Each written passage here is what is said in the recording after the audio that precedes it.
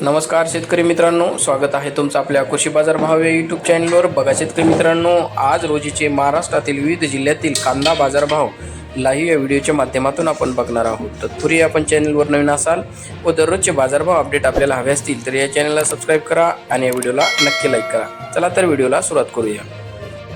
कृषी उत्पन्न बाजार समिती आहे मुंबई. आवक आलेली 16,841 क्विंटल. किमान दर आहे 1,000, कमाल दर आहे 2400, सर्वसाधारण दर आहे 1,700 रुपये.